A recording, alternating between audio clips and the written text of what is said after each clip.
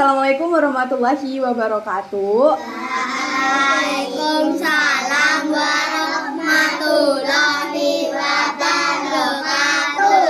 Good. Udah pada makan belum? Udah. Masih semangat dong ya? Kakak mau tepuk semangat, tepuk yang paling keras, oke? Belum. 1, 2, 3, tepuk semangat! Sebelum kakak mulai, kakak mau kenalin diri kakak dulu ya. Nama kakak Kak Zila. Nama kakak? Kak Zila. Oke, Kak Zila. Ntar kakak bakal ngasih cerita. Cerita itu tentang binatang. Udah tahu kan binatang apa? Binatang monyet kelinci. Terus dulu. Bagus. Miripnya kayak monyet. Tapi sebelum itu kita bakal ada permainan. Oke? Kita bakal ada permainan. Permainan simple. Nanti kalau kakak bilang mulut, pegang mulut. Kalau kakak bilang mata, pegang mata.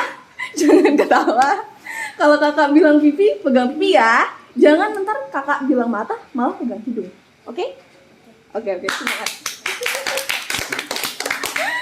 Kakak mulai ya. 1, 2, 3, mata. Ayo.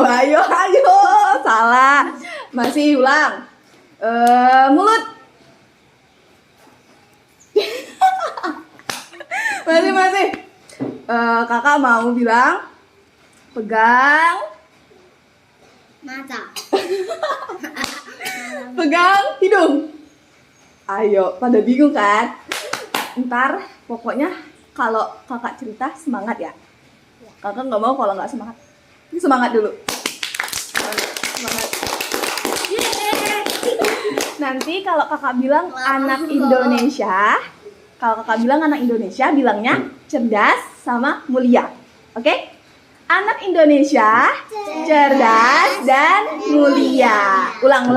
Anak Indonesia cerdas dan mulia. Oke. Kakak bakalan mulai. Ceritanya itu temanya binatang-binatang. Judulnya apa? Judulnya Si Kera Yang Tinggal Nama. Kok bisa sih tinggal nama? Nah, makanya bakalan kakak ceritain. Di suatu ketika, di musim buah-buahan telah tiba. Di sebuah hutan yang luas, yang besar, yang gelap, tapi banyak penghuni hutannya. Oh, maksudnya uang. Bukan. Di sana ada binatang-binatang, tapi bukan hanya binatang aja. Ada tumbuhan di sana, tapi nggak ada bunga matahari. Kalau bunga matahari harus nanam sendiri. Aneh. Jadi di sebuah hutan itu ada si kera atau monyet dan juga ada si kelinci. Kita perkenalan dulu ya. Ada si kera. Dan ada si kelinci. Aku kelinci. Nah, ceritanya suatu hari banyak buah-buah rambutan itu banyak banget udah matang. Dan ada 2 pohon yang ditemui oleh monyet. Monyet ini berlari bergelantungan dari satu pohon ke pohon lainnya. Wah, buah rambutan itu sangat banyak. Aku harus segera memetiknya.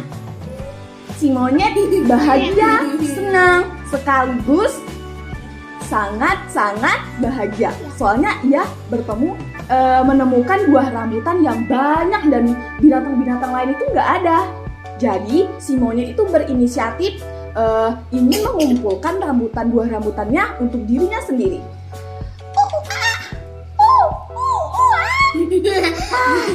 Aku harus segera mengumpul semua buah rambutan ini. Soalnya pasti nanti binatang lain akan segera memetik. Si monyet pun kembali ke rumah pohonnya yang dekat dari pohon rambutan itu. Nah, beberapa menit kemudian datanglah si monyet ke rumah pohonnya. Dia mengambil berkas, dia mengambil wadah buat mengumpulkan buah rambutan itu. Dia bahagia, dia senang sekali karena buah rambutan itu banyak dan hanya untuknya. Dan si monyet pun kembali ke pohon rambutan itu.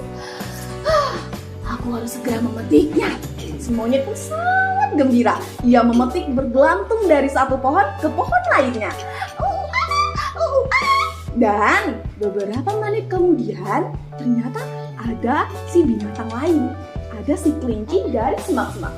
Ia muncul, ia lelah, ia kelaparan karena ia belum menemukan pohon buah yang akan ia makan. Terus ternyata tanpa disadari si monyet menjatuhkan buah rambutan ke tanah. Si kelinci senang. Wah, akhirnya aku menemukan buah rambutan yang jatuh di depanku. Dan aku pun tidak kelaparan lagi. Dia sangat senang. Tetapi si monyet mendengar suara kelinci. Si monyet pun tanpa sadar, ia langsung mengambil buah rambutan dan menjatuhkannya ke rambutan yang ada di hadapan kelinci. Rambutan itu menyebar dan tidak tahu kemana letaknya. Si kelinci pun akhirnya kecewa, kemana buah rambutan itu? Terus si monyet mendatangi si kelinci. Ia tidak di tanah, tetapi ia berkata, "Hai kelinci, aku tahu kau pasti mau mengambil buah rambutanku. Kau tidak bisa mengambilnya karena semua buah rambutan itu milikku." Si kelinci tidak terima karena menurutnya buah rambutan itu milik semua penghuni hutan.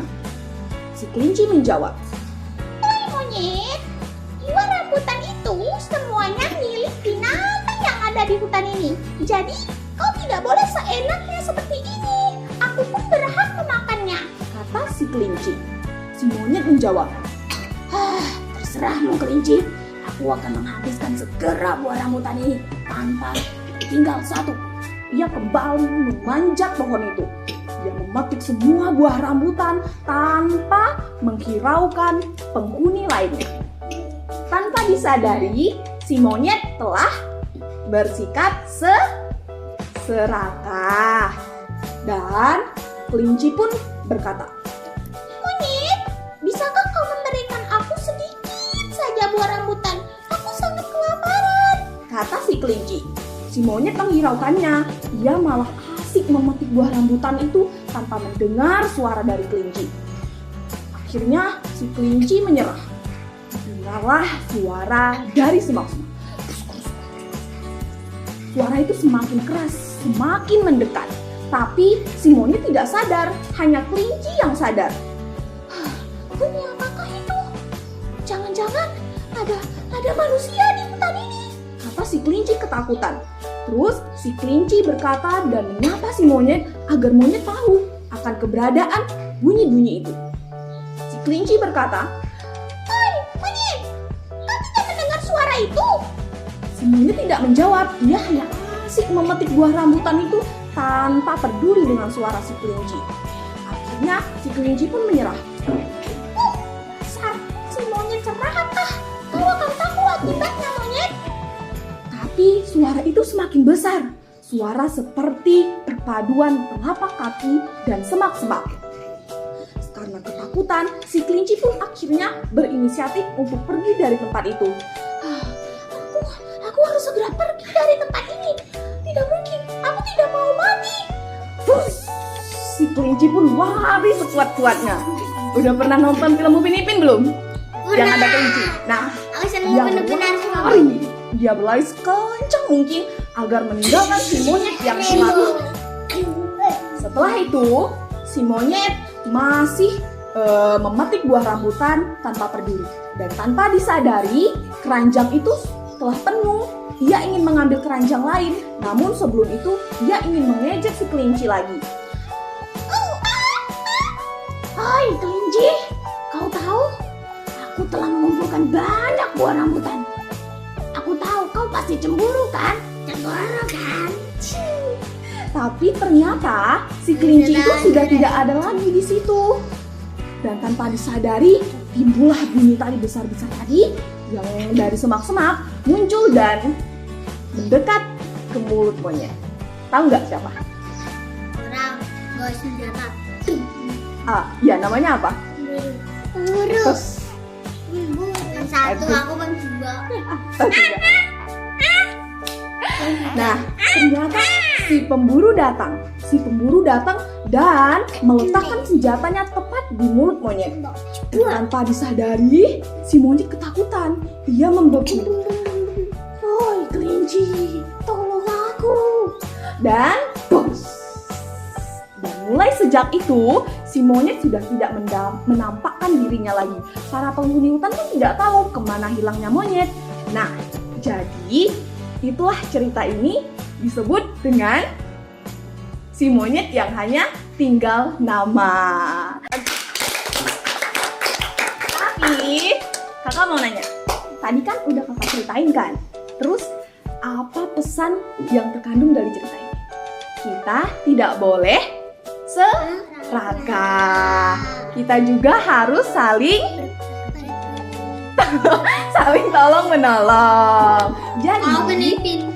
ya Pin dan ipin ini dia. bagus. Dia paling aktif. Kakak suka.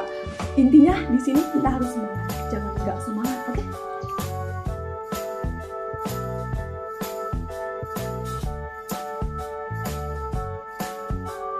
Anak Indonesia, Cerdas